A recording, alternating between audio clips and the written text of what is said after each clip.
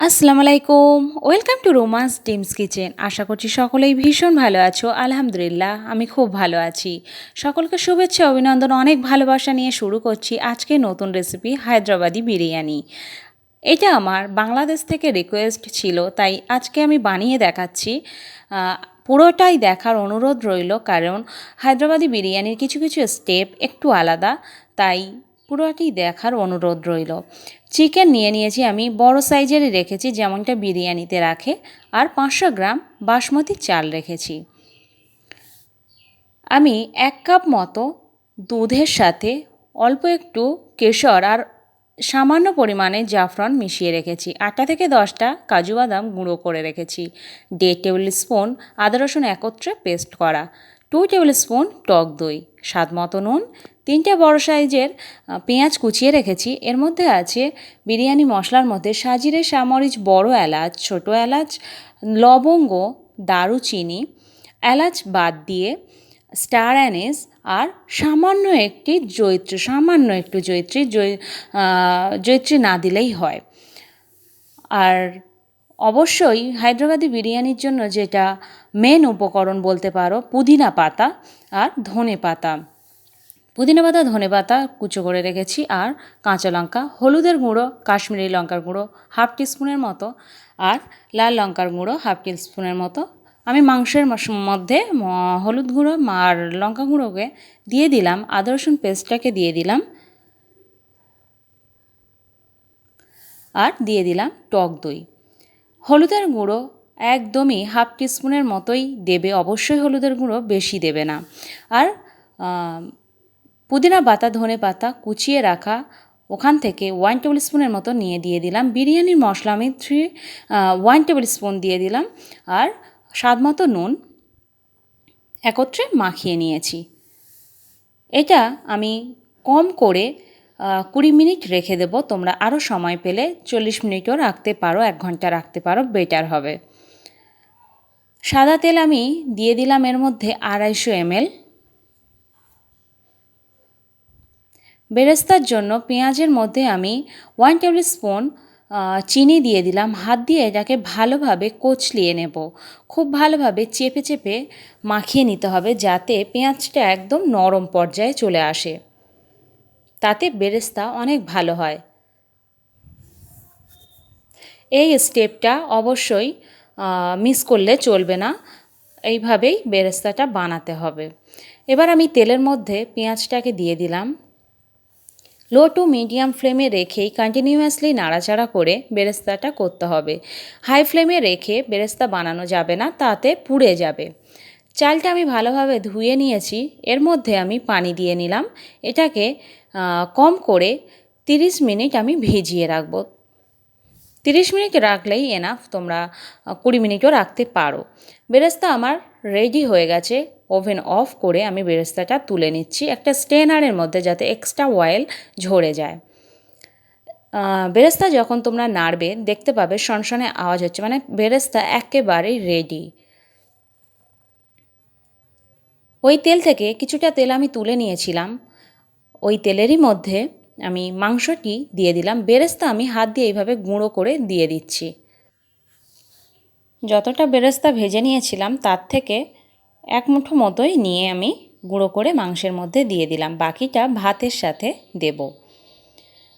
মাংসটা এভাবে উল্টিয়ে পাল্টিয়ে ভালোভাবে কষিয়ে নিতে হবে, যাতে দুটো দিকেই দুটো পার্টেই লাল হয়। একটু নাড়িয়ে আমি ঢাকা দিয়ে দিলাম কিছুক্ষণের জন্য। প্রায় 5 মিনিট পরে খুলে আবারও আমি উল্টিয়ে দিচ্ছি, যাতে দুটো দিকই সমানভাবে লাল হয়ে যায়।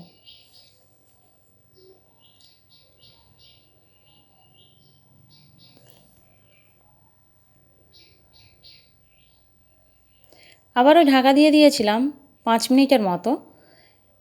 আবারও ভালোভাবে নাড়াচাড়া করে নিচ্ছি, উল্টিয়ে দিচ্ছি। নাড়াচাড়া মানে মাংসটা জাস্ট একবার করে ঢাকা দিয়ে পরের বারে খুলে একবার উল্টিয়ে আবার ঢাকা দিতে হবে, তাহলে ভালোভাবে কুকড হয়ে যাবে মাংসটা, উপর থেকে আবার লালও হয়ে যাবে।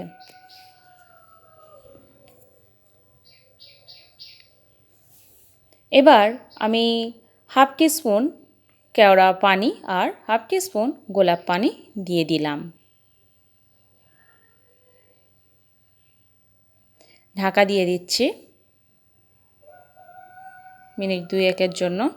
তারপরে খুললাম, এবার উল্টিয়ে দিচ্ছি।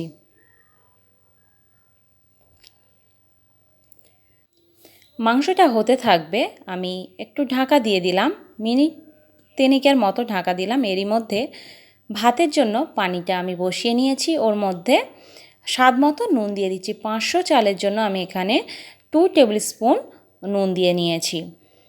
আর সাজিরে, সামরিচ, অল্প একটু কালো মরিচ, 3টে এলাচ আর দারুচিনি অল্প একটু দিয়ে দিলাম এর মধ্যে। একটু নাড়িয়ে নিচ্ছি। পানিটা ফুটে যাওয়ার জন্য আমি একটু ঢাকা দিয়ে দিলাম। মাংসটি আমি আবার উল্টিয়ে দিচ্ছি। একদিকটা ভালোভাবে লাল হয়ে গেছে আমার মাংস, তা ভালোভাবে উল্টিয়ে আর একটি পিঠ হওয়ার জন্য দিয়ে দিলাম, একটু ঢাকা দিলাম। এবার ওভেন অফ করে দিচ্ছি। এরই মধ্যে মাংসটা পুরোপুরি হয়ে যাবে, রেডি হয়ে যাবে। পানিটা ফুটে গেছে, আমি চালটাকে অ্যাড করছি পানির মধ্যে। হায়দ্রাবাদি বিরিয়ানিতে পানির মধ্যে এক্সট্রা করে জয়ত্রী দেওয়ার কোনো দরকার নেই, শুধুমাত্র সাজিরা, সামরিচ, এলাচ দিলেই যথেষ্ট। তেজপাতা, জয়ত্রী এগুলো না দিলেই হবে। একটু ঢাকা দিয়ে রেখেছিলাম ফুটে ওঠা পর্যন্ত, তারপর খুলে আমি হালকা হাতে একটু নাড়িয়ে দিচ্ছি। একটু বাকি আছে, তাই আরও একটু হতে দেব। বিরিয়ানির চালের ভাত হতে বেশি সময় লাগে না, 70% হলেই ভাতটা রেডি হয়ে যায়। আমি এবার 1 টেবিল স্পুন সাদা তেল, সয়াবিন অয়েল দিয়ে দিলাম, একটু নাড়িয়ে নিচ্ছি, তাতে করে ভাতটা খুব ভালো ঝরঝরে থাকে। 70% কুকড হয়ে গেছে, দেখিয়ে দিলাম। এবার আমি এর মধ্যে গোটা জিরে আর সামরিচ যেগুলো ছিল সেগুলো তুলে দেওয়ার চেষ্টা করছি, তাতে মুখে পড়লে ওগুলো বাজে লাগে, খারাপ লাগে, তাই তুলে দেওয়ার চেষ্টা করবে।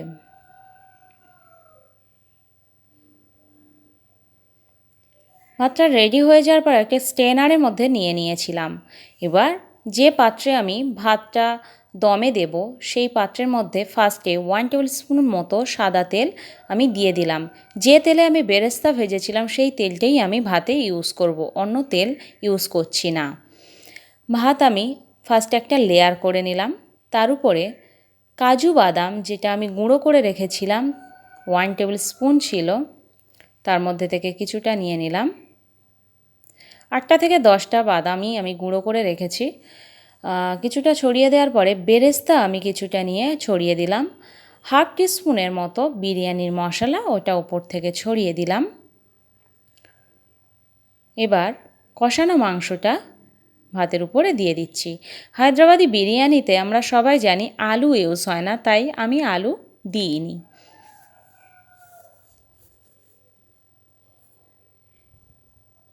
মাংসটা ঠিক এইভাবেই লাল করেই কিন্তু কষা করতে হবে।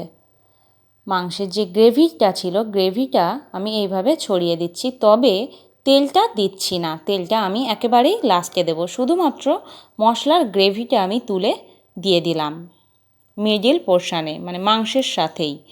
আরও একটা লেয়ার দিয়ে আমি পূরণ করে নিলাম। তারপরে বিরিয়ানির মশলা অল্প একটু হাফ টিস্পুনের মতোই নিয়ে ছড়িয়ে দিলাম, আর গুঁড়ো করে রাখা কাজু বাদামটাকেও উপর থেকে ছড়িয়ে দিলাম। আর সবচেয়ে ইম্পর্ট্যান্ট জিনিস যেটা হায়দ্রাবাদি বিরিয়ানির মধ্যে মেন উপকরণ, পুদিনা পাতা আর ধনে পাতাটাকে ছড়িয়ে দেওয়ার পরে ওপর থেকে আরও একটু ভাত নিয়ে একটু মাখিয়ে নিচ্ছি। ভালো লাগলে অবশ্যই লাইক করো, ভিডিওটি দেখে ভুলে চলে যেও না, কমেন্ট করে জানিও, আরও নতুন কোনো রেসিপি জানার থাকলে অবশ্যই জানিও। আর বেরেস্তাটা আমি উপর থেকে ছড়িয়ে দিলাম, বাকি মাংস কষার যে তেলটা ওটা আমি উপর থেকে ছড়িয়ে দিচ্ছি। উপরে আমি ঘি দিয়ে দিচ্ছি। আর সেই সয়াবিন অয়েল উপর থেকে আমি এইভাবে ছড়িয়ে দিচ্ছি। 1.5 টেবিল স্পুন মতো নিচে দিয়েছিলাম, 1 টেবিল স্পুনের মতো, আর 1 টেবিল স্পুন ঘি দিয়েছি। আমি বেশি তেলে করছি না, এটাই পারফেক্ট, এইভাবেই করো। আর দুধ কেশরের সাথে কেওড়া পানি, গোলাপ পানি আর মিঠে আতর আমি অ্যাড করে ভাতের মধ্যে আমি এইভাবে দিয়ে দিচ্ছি। আমি পুরোটা ছড়িয়ে দিচ্ছি না, জাস্ট দুটো জায়গাতে এইভাবে ঢেলে দিলাম, তাতে কালারটা বেটার আসে। চারিদিকে ছড়িয়ে দিলে সব ভাতই হলুদ হয়ে যায়, তাতে বিরিয়ানির টেক্সচারটা ভালো আসে না। আমি লঙ্কাটা এইভাবে মাঝখান থেকে ফাটিয়ে নিয়ে এইভাবে গিঁথে দিলাম, তাতে লঙ্কার ফ্লেভারটা ভাতের মধ্যে খুব ভালোভাবে চলে যাবে। হায়দ্রাবাদি বিরিয়ানির মধ্যে লঙ্কা, পুদিনা পাতা আর ধনে পাতা মাস্ট। আমার এই ঢাকনাতে ছিদ্র নেই, তোমাদের ঢাকনাতে যদি ছিদ্র থাকে সেটাকে আটকিয়ে নেবে, আর ধারে থেকে আটার প্রলেপ লাগিয়ে দিতে পারো। আমার এটা ভারী ঢাকনা, কোনো হাওয়া বার হবে না বা ঢুকবে না, সেহেতু আমি দিলাম না। তোমাদের যদি ঢাকনা মনে হয় যে লুজ আছে, বাইরের হাওয়া বেরোতে পারে, তখন তোমরা আটার প্রলেপ দিতে পারো। 40 মিনিট মতো আমি দমে রাখার পরে Hyderabadi biryani is ready. Serve করার টাইম। এবার খুলে দেখাবো তোমাদেরকে দেখতে কেমন হলো। এখনও পর্যন্ত যারা আমার চ্যানেলটি সাবস্ক্রাইব করোনি, প্লিজ প্লিজ প্লিজ আমার চ্যানেলটি সাবস্ক্রাইব করে দাও, আমার সাথে থাকো, সাপোর্ট করো। আর ভালো লাগলে অবশ্যই লাইক, কমেন্ট, শেয়ার করতে ভুলবে না। বিরিয়ানির লুকিংটা কেমন হয়েছে সেটি আমি দেখিয়ে দিচ্ছি। স্টেপ বাই স্টেপ যদি ফলো করে বিরিয়ানিটি বানাও, অবশ্যই হায়দ্রাবাদি বিরিয়ানি পারফেক্টভাবে তৈরি হবে আর টেস্ট অসাধারণ হবে। দেখতেই পাচ্ছ বিরিয়ানির লুক জাস্ট ওয়াও। তোমরা বাড়িতে বানিয়ে অবশ্যই লাইক করে কমেন্ট করে জানিয়ে দিও আমাকে কেমন হলো। সবাই বাড়িতে থাকো, ভালো থাকো, সুস্থ থাকো, আর অনেক অনেক সাপোর্ট করো। আল্লাহ হাফিজ।